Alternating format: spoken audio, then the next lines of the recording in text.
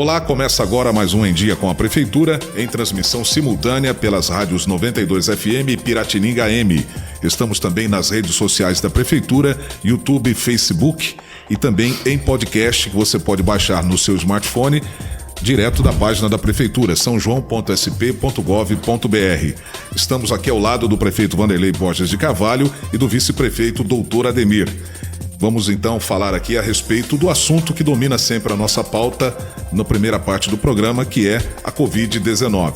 E nós tivemos esta semana a informação de que São João mudou de fase. Saímos da fase laranja do Plano São Paulo, passamos para a fase amarela. Então, comentário de vocês inicialmente aqui a respeito dessa mudança e o que ela significa para as atividades em São João da Boa Vista, principalmente as atividades do comércio. Doutor Ademir, boa tarde.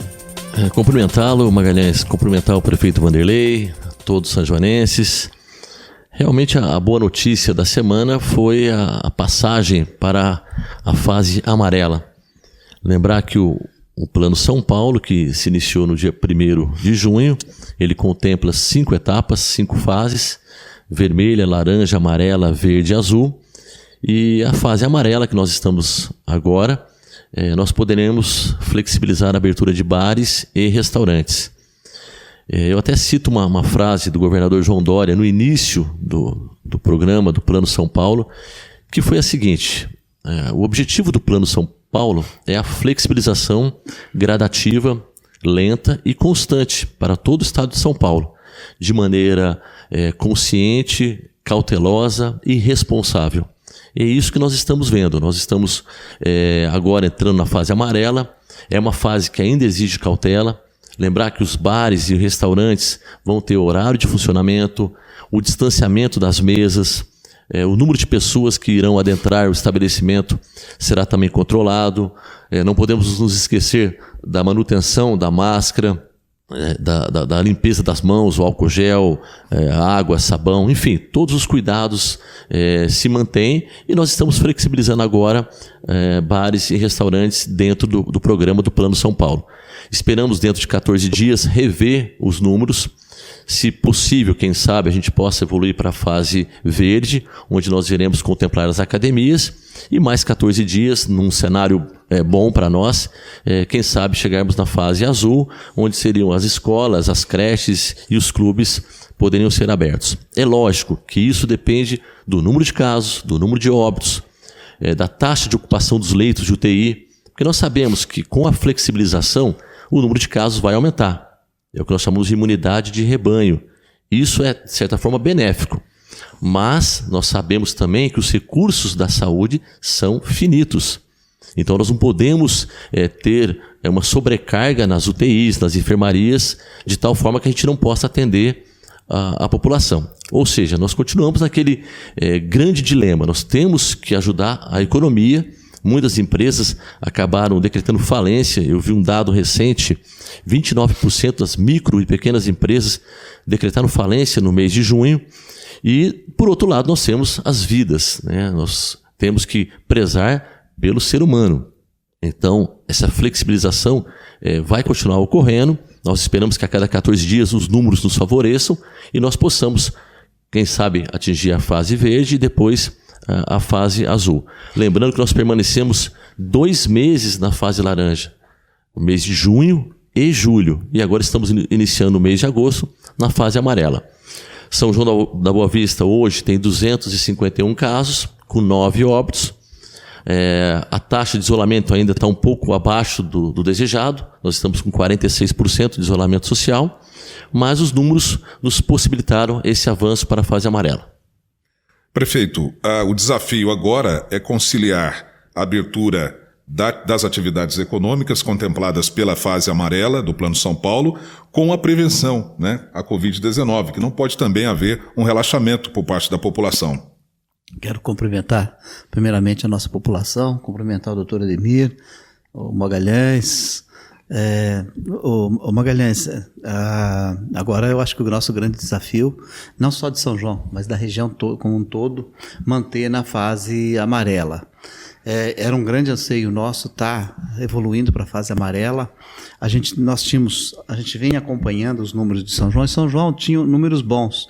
A população entendeu aquilo que a gente vinha pedindo, da questão de tentar manter o distanciamento social, tomar cuidado, o uso de máscara. A população, a gente quer aproveitar nesse momento e agradecer a nossa população, porque atendeu aos pedidos, tanto meu quanto do doutor Ademir, como de toda a nossa equipe na prefeitura, né? A nossa equipe todo pedindo para a população, trabalhando com a população no sentido de manter o distanciamento social, de tomar cuidado, de lavar as mãos, de usar máscara, e a população atendeu o nosso pedido. Tanto que hoje, antes de a gente entrar para o programa, eu conversava com o doutor Ademir, e nós tínhamos alguns números que nós estávamos vendo. São João, em termos de comportamento na questão do Covid, é uma das melhores cidades da região da DRS 14. Né, os nossos números são melhores do que todas as outras cidades. Nós estávamos olhando com várias exceções, com pequenas exceções. Apenas uma exceção de óbito que a gente estava olhando, né, doutora Ademir, de Vargem aqui em relação a São João, mas em relação a contaminados, a óbitos, diante de toda a região da DRS 14, que são os 20 municípios, São João é a que tem o melhor comportamento na questão do Covid. E a gente agora, o nosso grande desafio, né, doutora Ademir, é manter o amarelo e tentar passar agora para verde. Sem dúvida. Esses números que o Vanderlei está referindo a toda a população são importantes. Por quê? Você tem que levar em consideração o número de habitantes de cada cidade. Então, quando você pega o número de habitantes de São João, comparando com as outras cidades e levando em consideração o número de casos e o número de óbitos, São João está numa posição realmente privilegiada. Então, nós temos hoje, como se tem anteriormente, 251 casos e temos 9 óbitos, uma população estimada de 100 mil habitantes. Então, comparativamente com as outras cidades que compõem a DRS 14, nós estamos realmente liderando os números de maneira favorável.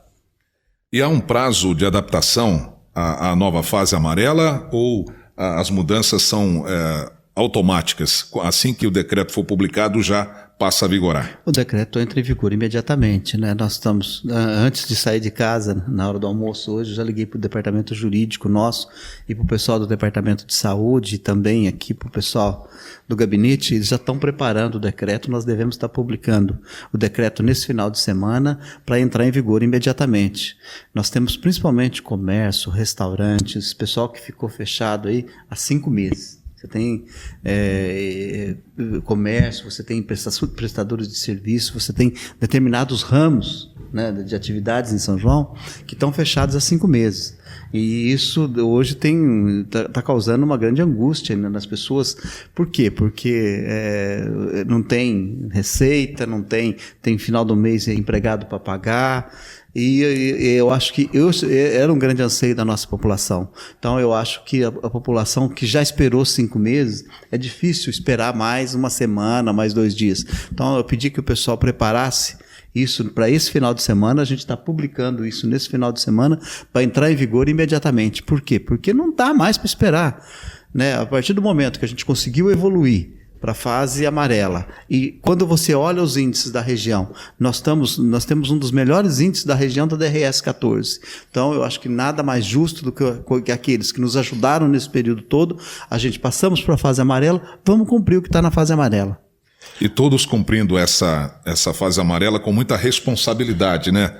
A gente sabe que o comerciante esperava por isso em São João da Boa Vista, e agora finalmente nós estamos numa fase onde as pessoas podem frequentar os ambientes fechados, né, de restaurantes, de lanchonetes, de bares. E então é isso, né? Confiar no trabalho dos comerciantes e também no bom senso da população, continuar usando máscara, usando álcool gel, tomando todos os cuidados, né, doutora Ademir? Sem dúvida, Magalhães. E lembrar também que o grande número de casos que a gente tem presenciado acabam sendo em festas. Nós toda semana ratificamos isso, a preocupação minha e do Vanderlei com o aluguel de várias chácaras, de sítios, onde acabam ocorrendo festas sem o mínimo controle, as pessoas não têm o distanciamento, não usam máscara, não usam álcool gel. Então eu não vejo essa abertura de bares e restaurantes nesse momento como algo realmente muito alarmante.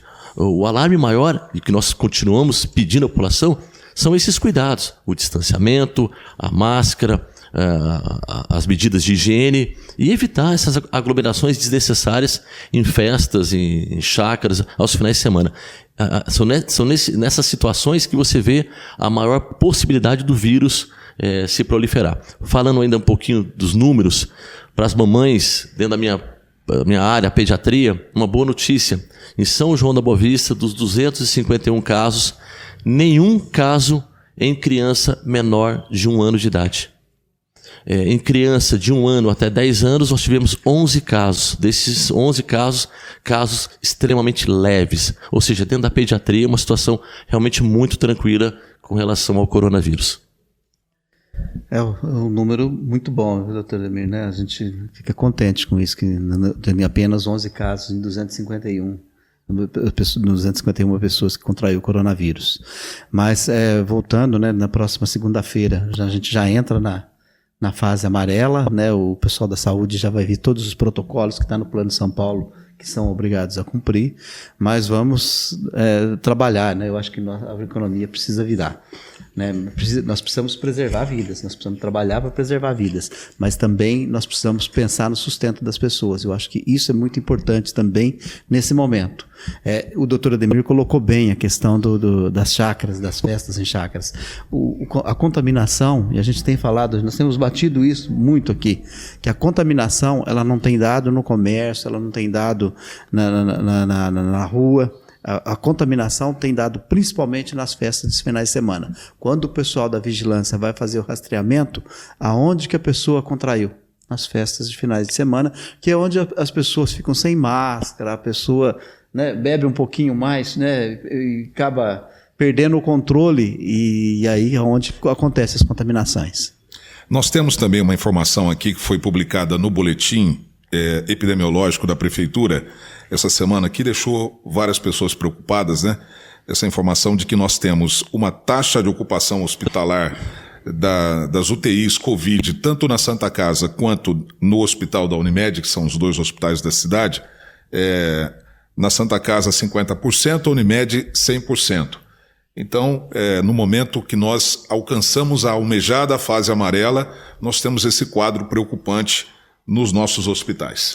Até fazer um esclarecimento, Magalhães, com relação a todos os sanjonenses ou o pessoal da região que tem o plano de saúde da Unimed. Lembrar que a nossa Unimed é a Unimed do Leste Paulista. A Unimed montou um esquema muito competente com relação ao atendimento às pessoas com coronavírus ou suspeito de coronavírus. Então nós temos uma ala chamada ala de síndrome gripal, onde os pacientes são triados. Quando há sintomas suspeitos, eles são atendidos nessa ala. Se houver necessidade de colher o exame, o RT-PCR, ou fazer uma tomografia, imediatamente esses exames são realizados. Quando não há necessidade, a pessoa é medicada, pode ficar em isolamento domiciliar, que são os casos monitorados, ou mesmo você faz um diagnóstico que não é Covid e a pessoa é liberada para a sua residência. Nessa ala Covid da Unimed, você tem 5 leitos. Mas a Unimed tem uma grande possibilidade de flexibilizar outros leitos. A própria UTI da Unimed tem um número de leitos grande, em torno de 10 leitos. Então, se houver a necessidade, você pode colocar um paciente COVID no leito da UTI normal. E o paciente que não é COVID está dentro do leito de UTI. Ele pode ser alocado, por exemplo, em salas do centro cirúrgico, que fica do lado da UTI. Ou seja, a Unimed tem essa grande possibilidade de flexibilizar com muita facilidade um paciente. Ou seja, os leitos COVID ficam em uma determinada área, mas se houver necessidade de colocar mais pessoas COVID, você tem a opção da UTI, que são mais 10 leitos, e o centro cirúrgico, você cancela as cirurgias eletivas e utiliza as salas do centro cirúrgico como suporte para os pacientes que não são COVID. Então, tranquiliza a população que tem o plano da Unimed, porque a estrutura na Unimed está muito bem montada, os profissionais são extremamente competentes. Então, essa ocupação de 100%, realmente houve um certo alarme, mas a Unimed tem condições, se necessário for, a gente espera que não, mas se houver uma explosão de casos de colocar os pacientes COVID dentro da própria UTI, que não é uma UTI COVID, e transferir os pacientes para o centro cirúrgico, montando leitos de UTI normal no centro cirúrgico. Então fiquem tranquilos, porque a situação dentro da Unimed e da Santa Casa está sob controle. E por isso que nós pedimos a colaboração da população para que, com essa flexibilização da fase amarela, nós possamos continuar com esses números estáveis. Sabemos que houve um aumento no número de casos, que era de se esperar, mas que não sejam necessários recursos de UTI. Nós estamos, na realidade, a taxa de ocupação tanto da Unimed quanto da Santa Casa, mas não são pacientes de São João. Né? A maioria são pacientes da região, pacientes de fora, até de fora da região, porque o governo do estado ele cadastrou todas as UTIs, né? Principalmente da questão SUS da Santa Casa, ele cadastrou todas as UTIs. Então nós já recebemos pacientes aqui em São João para a UTI de Franca, de São Paulo, da região de Campinas. Então, hoje os pacientes que estão na Santa Casa, você tem a taxa de ocupação da UTI, mas não são todos de São João, como acontece na Unimed, porque a Unimed também é um hospital regional.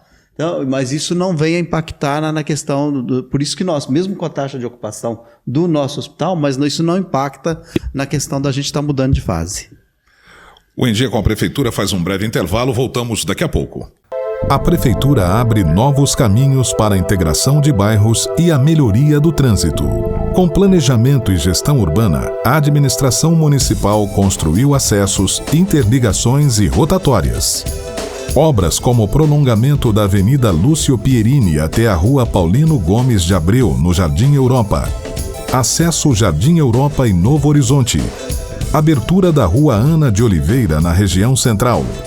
Pavimentação da Avenida Santo Pelósio, que passou a interligar a Avenida Izete Fontão com o Parque dos Resedás. Ainda na Avenida Izete, a Prefeitura constrói uma marginal da entrada do campus da Unesp até o Jardim São Nicolau, facilitando a instalação de novas empresas e criando alternativa para o motorista que acessa a parte alta. A Prefeitura também implantou um conjunto de rotatórias em locais de grande fluxo de veículos. Jardim Primavera, Rua Santo Antônio, Avenida Rodrigues Alves, Oscar Pirajá com Durval Nicolau e Avenida 13 de Maio.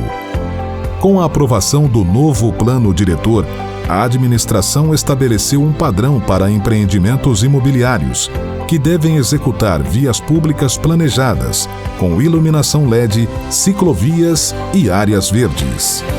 Prefeitura de São João da Boa Vista, trabalhando para você viver melhor. Nos últimos 7 anos, a Prefeitura transformou áreas tradicionais da cidade em equipamentos culturais de excelência. O prédio da antiga estação ferroviária foi totalmente restaurado e adaptado pela atual administração e passou a se chamar Estação das Artes. Nesse espaço, a Prefeitura construiu um teatro com 180 lugares, salas para ensaios e exposições, nova sede da Academia de Letras e a Escola Municipal de Música, com 600 alunos frequentando aulas gratuitamente. Já os antigos galpões da CEAGESP ganharam nova forma depois da restauração realizada pela Prefeitura. Batizada de Cidade das Artes, é formada por um teatro para 200 espectadores, espaço para biblioteca e arquivo municipal, hall de exposições, sala de cinema com 70 lugares e sede do Departamento de Cultura. A Prefeitura também reformou e adaptou o prédio do Museu Histórico e Pedagógico Armando Salles de Oliveira, preservando seu rico e diversificado acervo. O Centro Cultural Pagu passou por uma grande revitalização e está pronto e acessível a toda a população. O Teatro Municipal recebe apoio da Prefeitura para sua manutenção, bem como os festivais de teatro amador, eventos populares, a Semana Fica-Fica e a tradicional Semana Guiomar Novaes. Prefeitura de São João da Boa Vista. incentivando e promovendo a cultura em suas diversas manifestações.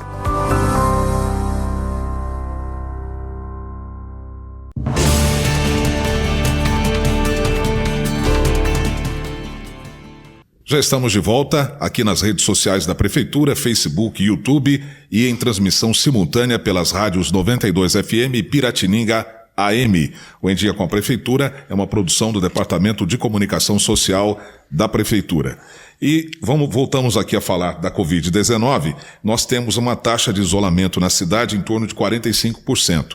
Para que permaneçamos na fase amarela a partir de segunda-feira, é preciso também melhorar essa taxa de isolamento. Nós precisamos passar pelo menos dos 50% para a gente conseguir ter certeza de que a gente vai manter nessa fase, na fase amarela. É muito importante a população, principalmente agora que nós estamos na fase amarela, que a população se conscientize. Quando não precisar sair de casa, não saia. Evite de sair para estar passeando. Tem que ir num comércio, vai naquele comércio e vai para casa. Por quê? Para a gente aumentar a nossa taxa de distanciamento social. Isso é muito importante, a população se conscientizar disso. E nós temos pedido, o Magalhães, no estado em todo, como mais ou menos, o estado todo caiu a taxa de isolamento social, né? Não foi uma coisa só de São João. E o governo do estado vem pedindo para as prefeituras trabalhar principalmente essa questão da taxa de isolamento.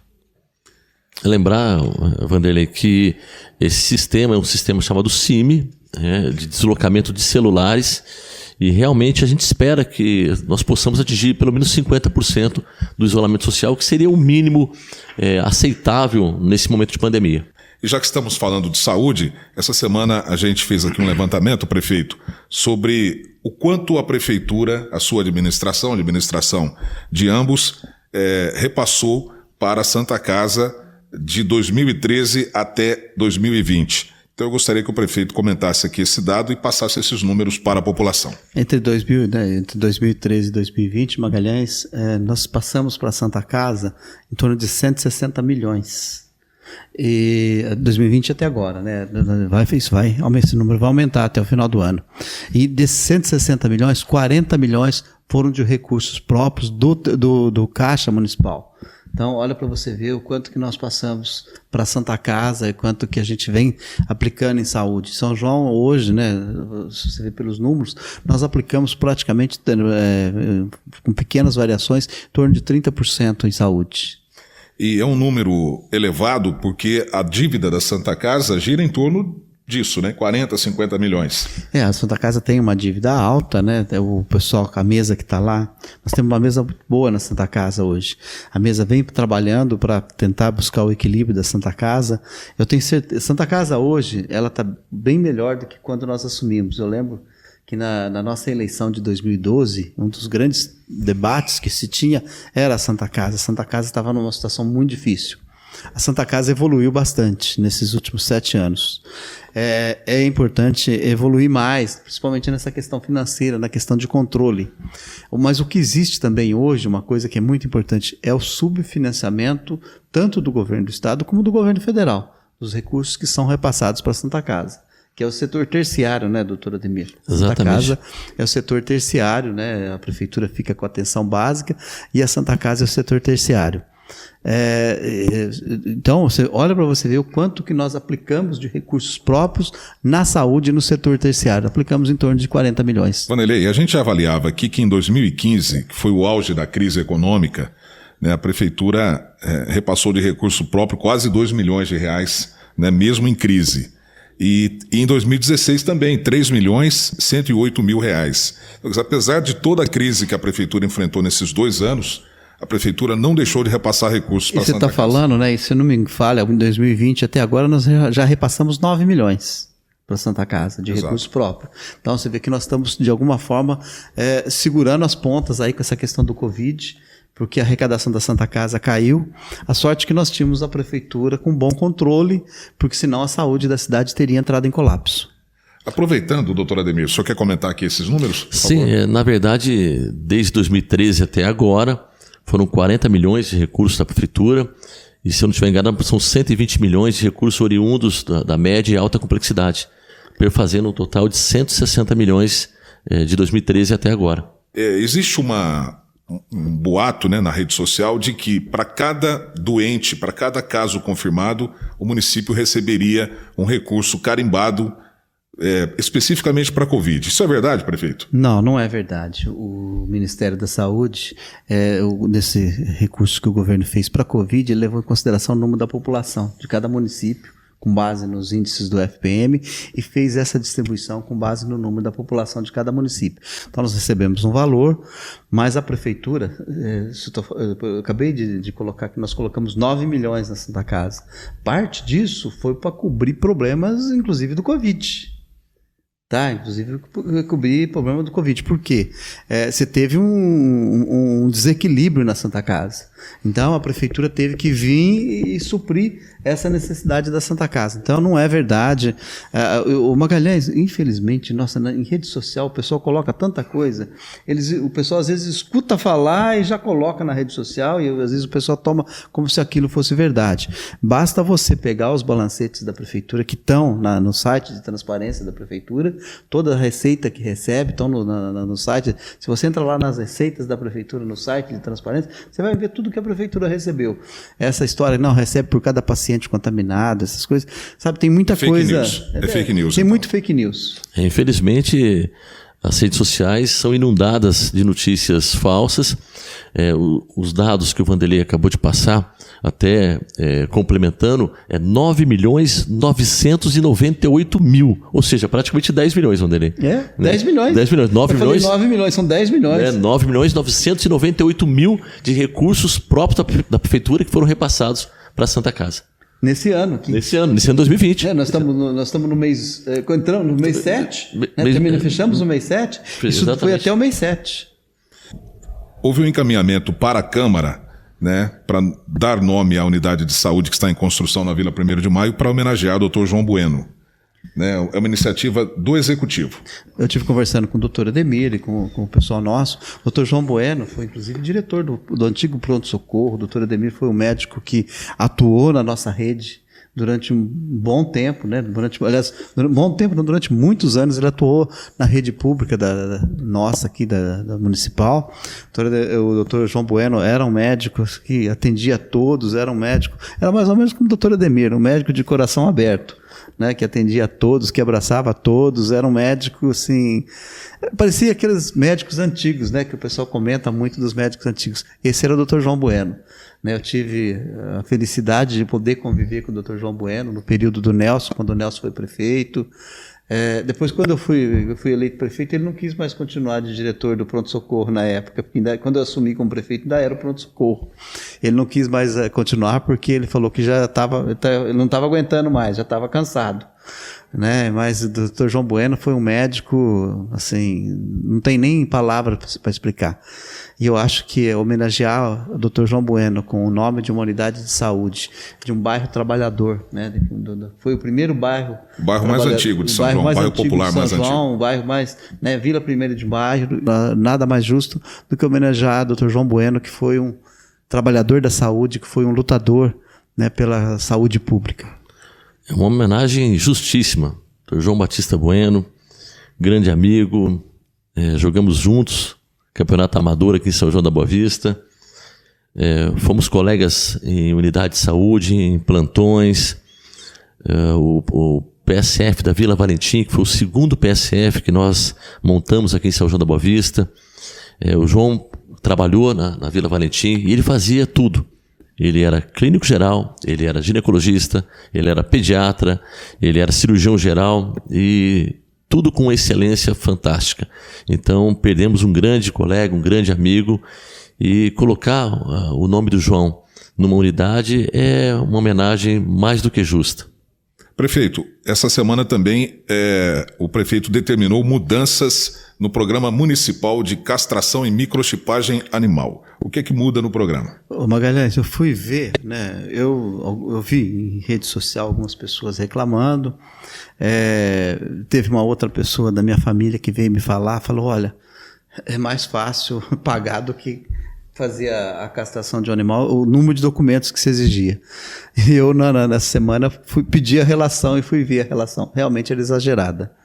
né, nós fizemos um decreto, reduzimos a pessoa apresenta apenas o RG para fazer a castração do animal. E vai ter que apresentar o CPF também, por causa da microchipagem, porque toda vez que nós estamos castrando um animal, nós estamos fazendo a microchipagem, né, para você ter o controle de quem é o dono do animal. Então, os únicos 2 documentos. E a pessoa vai fazer uma declaração dizendo que mora em São João, e aí subimos também o valor que a pessoa vai poder fazer até R$4.000 da renda familiar.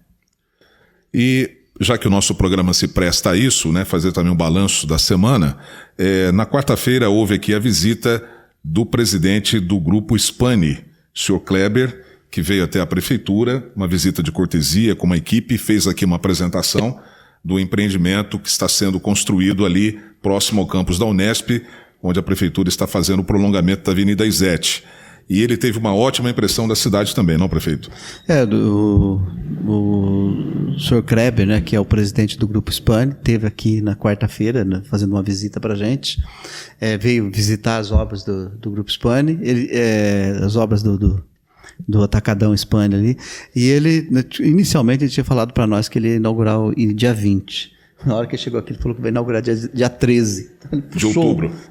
Dia 13 de outubro. Então ele vai puxar uma semana antes aí para estar entregando o Atacadão ali na Avenida Izete.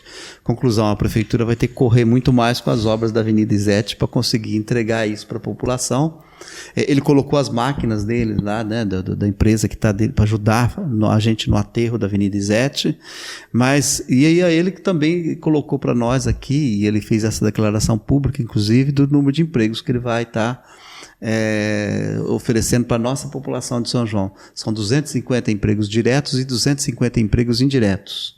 Né? Já começou, ele está contratando 160 funcionários já de imediato, ele vai contratar. Ele me falou que deve treinar esses funcionários em Americana, que ele tem uma loja em Americana, né, um Atacadão Spani em Americana, e vai estar treinando esses funcionários lá em Americana.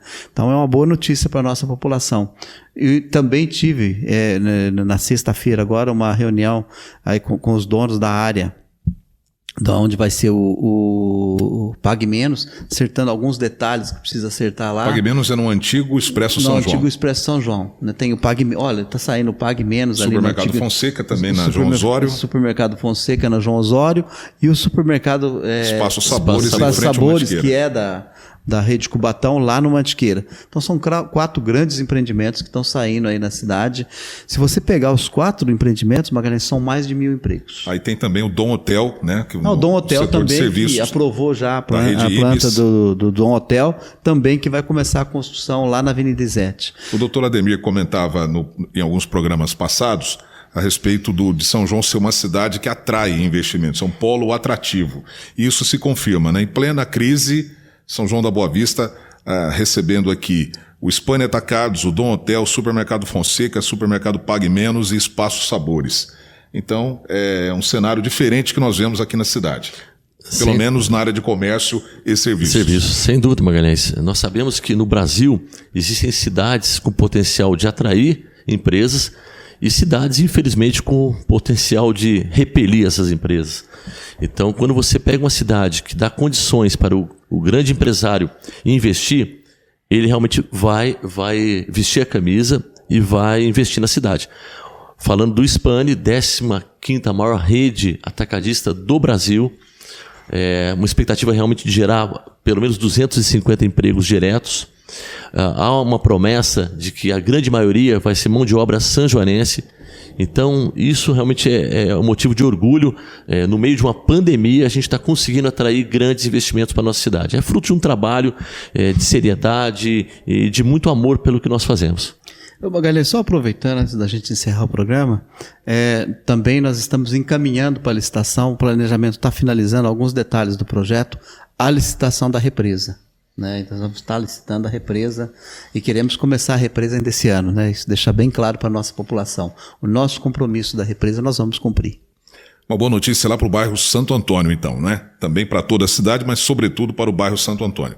E a gente encerra essa edição do Em Dia com a Prefeitura informando que este é o último programa Nós só vamos voltar agora depois do período eleitoral, então por força de lei, a partir do dia 15 temos o início do processo do período eleitoral, então estamos proibidos, né, o rádio, a televisão, de veicular programas oficiais do Poder Executivo. Estaremos informando pelos canais oficiais também de acordo com as regras eleitorais. Prefeito, muito obrigado. Doutor Ademir, obrigado também pela participação. Na verdade, Magalhães, um prazer ter passado todo esse período junto a você, ao prefeito Vanderlei, e vamos continuar trabalhando. Nós temos até dia 31 de dezembro para continuar fazendo o nosso trabalho, o nosso plano, né, que nós fizemos juntos, eu e o Vanderlei, lá de 2017, para que São João possa continuar se desenvolvendo. Nós queremos agradecer a nossa população que nos acompanhou através das duas rádios de São João, da Piratininga e da 92 FM, através das redes sociais, através da TV União, que retransmitiu o nosso programa. Queremos agradecer a nossa população. Vamos estar de volta aqui depois da eleição, mas nós vamos estar na rua aí, nós vamos estar conversando, nós vamos estar trabalhando aí, e vocês podem esperar de nós até o último dia. Muito trabalho, né? E vamos em frente, gente. Antes de encerrar, mais uma coisa, domingo é Dia dos Pais. Queria dar um abraço a todos os pais, a todas as famílias, né? Que sei que todos os dias são Dia dos Pais, mas domingo é uma data que se comemora, né? Um pouco comercial, mas se comemora o Dia dos Pais. Queria dar um abraço em todos os pais, né? Desejar que todos tenham um domingo muito feliz. Desejar a todos muitas felicidades. Perfeito, Vanderlei. Ratificar suas palavras a todos os papais, né? Eu que convivo diariamente com muitos pais, muitas mães, né? E desejar um feliz Dia dos Pais e que nós possamos continuar nessa caminhada e, se Deus quiser, ficar livre dessa pandemia o mais rápido possível, que todos nós desejamos. Muito bem, então chegamos ao final do programa. Obrigado pela sua companhia. Um bom domingo dos pais para todos os pais e até breve.